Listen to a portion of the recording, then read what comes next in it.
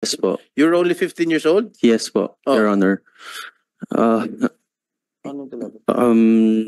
Yes, 2005 po nangyari and nilabas ko po ito noong 2010.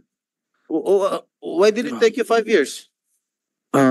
Dahil po sa takot po, sa kahihiyan, dahil po nung time na yon ay hindi pa naman po katulad ng panahon po ngayon na mas open na po ang lahat. And You should have filed the complaint immediately after that you were sexually harassed. ang nangyari po kasi noon, Your Honor, ay gusto po namin mag-pursue ng legal action but yung nakausap po naming lawyer at that time, parang tapos na raw po yung prescription period. Okay, assuming that you filed the complaint with GMA, correct? Yes po. 5 years after, Yes po. did the GMA7 take action on it? Wala pong clear na resolution po na nakarating po sa I amin. have a copy here. Opo, Suspend services of the one who sexually harassed you.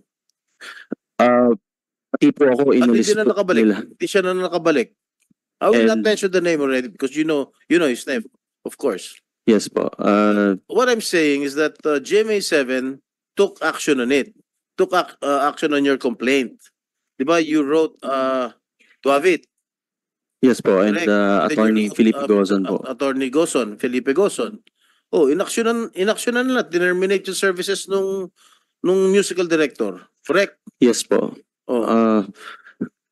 Ang nangyari nga lang po ay kasi po yung musical director po na ito ay connected po sa mga ibang executives po dun sa loob. So ako po ay napag-initan po dun sa loob. So kahit na kumbaga naalis nga po siya, naalis din po ako sa network. Yun po yung nangyari po, Your Honor. O, diba, umingi ka rin ng release, diba? Umingi ka ng release sa GMA, correct? Release po sa GMA Artist Yes. Center at that Yes. time. But we wanted po na maging under the GMA itself. I have a copy here of determination, the document, terminating the person who harassed you. And it was signed by the Senior Vice President, Entertainment TV, Wilma Galvante. Hindi po nakarating po sa amin yan, Your Honor. You want me Hindi to- po You want me to talaga. provide a copy? You want me to provide a copy? Ayan, no? Sorry po. Ibig sabihin, hindi mo alam na inaksyon na ng GMA7. Nabalitaan ko lamang po na wala na po siya sa GMA. But since wala po kaming na receive na official na yan po, yung letter na resolution po, ay kasi nababalitaan po namin na nakakapag musical director pa rin siya sa mga shows, sa mga concerts. Tapos yun ang sinasabi mo, banned ka na raw sa GMA7. Is that correct?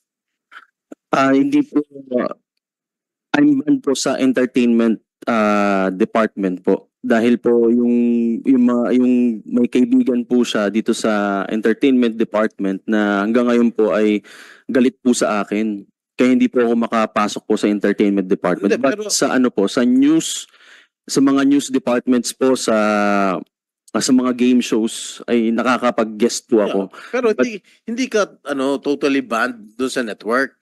Di ba? Yes po, hindi ko po sinabi na totally banned po ako. Bale, ayun po, nilinaw ko din po naman yun doon po sa nilabas ko pong video. So, what do you want to... Ba't ka pumunta rito sa Senate? Yun po, Your Honors, actually, ako po ay hindi po na-harass, hindi po na-abuse. I thought you were harassed. Ako po ay na-rape po. Na-rape? Na-rape po ako, Your Honor. Yung musical director? Yes po. Kasi there are a lot of definitions of rape. You know. How did you say it's rape? Handa po akong ikwento po dito yung nangyari. Pero ako po ay natatakot na baka po ako po ay balikan po ng mga taong ito. Kung, kung ano po, ihingi po ako ng tulong po sa inyo,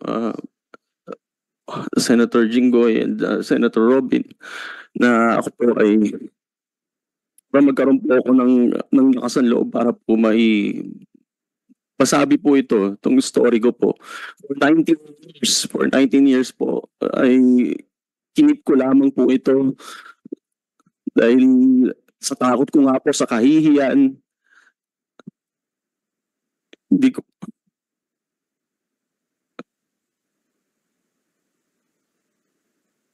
hiyang-hiya po talaga ako, lalo na po nung panahon na yun dahil nung dinulog ko nga po ito noon, yung mga nandun po sa loob ay parang dinidismiss lang po nila yung sinabi ko na parang mag-move on ka na lang kasi kalakaran yan dito. Nililabel pa po nila ako na homophobic daw ako kaya ako nare-reklamo yung tao.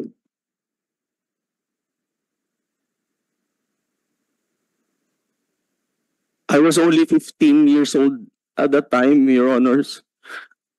So wala po talaga akong lakas ng loob nung mangyari parang yung pang-abuso po sa akin. Wala po akong lakas ng loob talaga. Contestant pa lang po ako noon. And may power talaga po siya over me. Kaya hindi ko po nasabi talaga agad. Even nung sinabi ko po sa parents ko yan, galit na galit po sila, iyak na lang po kami ng iyak. Particularly yung lolo ko po. Kinamatayan na nga po ng lolo ko yun dahil sa sama ng loob niya. 2 years after, namatay po yung lolo ko kasi sa sama ng loob na po dyan kasi hindi po ako nabigyan ng katarungan po. So nangyari po sa akin. Okay, DOJ, what are the legal remedies that Mr. Santos can avail, considering the circumstances or statements he just gave? Kasi, is there a prescriptive period sa rape? Sir, yes. Ilang taon? I think, sir, it's 20 years, but I'll check po because he is a minor when the crime was committed. So baka po mas matagal po yung prescriptive period niya. But for grave offenses po, it's 20 years na pwede pa siyang Are you I'll contemplating, check po the exact years Mr. po. Santos, are you contemplating of filing charges Yes against the po. musical director? Yes po, Your Honor. Even though, Kasi ang tagal ko na po talagang gusto po kaya lang natatakot po talaga ako and wala po akong means. Kaya Your Honor, ako po ay naniniplod po sa inyo. Tulad niyo po ako kasi ang tagal ko na po nitong tinago lang po sa ano ko po eh. Yung after po no, that's why we are, yung after po nung nagreklamo kami sa GMA, nung natanggal po ako sa GMA, talaga halos gumapang po kami para lang mabuo ang career ko. Kami po ng manager ko, dito po yung manager ko, si Kuya Coco.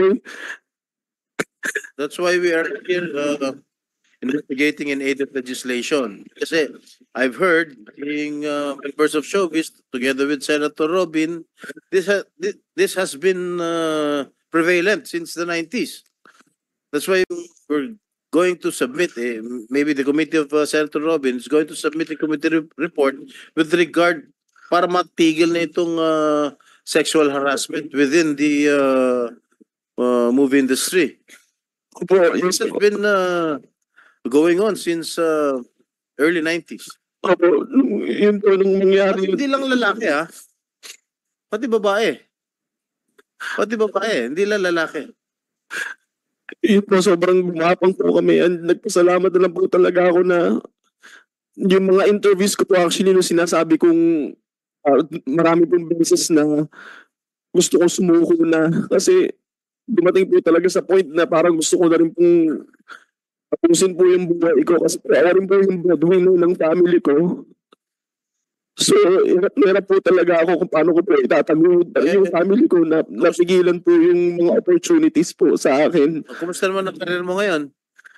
Sa ngayon po, wala po akong Umalis ka sa GMA7. Di ba lumipat ka sa TV5? TV5 po ako, pero You were asking for a release from GMA7, correct? yes po. Oh. Yes po, Your Honor. You transferred to TV5. Yes po. Oh, what happened there? Binigyan po nila ako ng opportunity na makapag-show sa weekly show din po nila. Pero eventually, ay hindi naman po nag-prosper yung shows at nawala din po ako. Wala rin nangyari. Yes po. At ayun po, napapasok na po ako sa teatro. At thankfully po ay dumating po yung pangalawang parang second win po nung career ko nung nabigyan po ako ng opportunity po sa Miss Saigon po. Nakapasok po ako sa Miss Saigon. Doon po nabuhay, doon lang po talaga nabuhay lang uli yung confidence ko na halos nasira na po parang pinrevent na po ang ano ko, yung opportunities ko po, yung mga kakataon ko po dito sa Pilipinas. And thankfully po nabigyan po ng opportunity sa international stage. Very good. Anyway, you have your lawyer beside you, top-notch lawyer beside you, Attorney. Salamat nga po ako sa aking kaibigan po si Attorney Tomasio. We will not prevent you from filing a rape case against your accuser, against your yung Yes po. musical director. We will not prevent you. That is your prerogative. You seek advice from your lawyer. Bali, ano po kasi si attorney po ay talagang binigyan lamang po ako ng oras po ngayon at siya po ay legal counsel ko for now, but after this po ay talagang ako po ay kailangan ko pong humanap po ng aking legal counsel for the case po. At sana po ay matulungan niyo po ako, Senator Jinggoy, Senator Robin. Ako po ay nakikiusap po sa inyo dahil ako po ay natatakot po dahil na-prevent po nila yung aking progress ng career po dito sa Pilipinas. Ngayon po kung na magsasalita po ako, hindi ko po alam kung ano pong kaya pa po nilang gawin. What do you mean na-prevent yung progress mo sa network? You were the one who asked for a release. Di ba? Ikaw ang gustong magpatanggal sa GMA. And then, may sulat May sulat ka signed by your lawyer. Release lang po ako Correct. Your Honor, sa GMA Artist Center. Yes. Oh. And we wanted po na sa GMA network itself kasi po ay talagang actually kasi namin sinumbong yung aking reklamo sa GMA Artist Center and wala po silang action na ginawa po. Sila po yung nagsasabi na mag-move on na lang. Kaya po sabi namin, ma-release po ako sa GMA Artist Center at maging under na lang po ng network. Baka mas maging better po yung aking estado po sa network.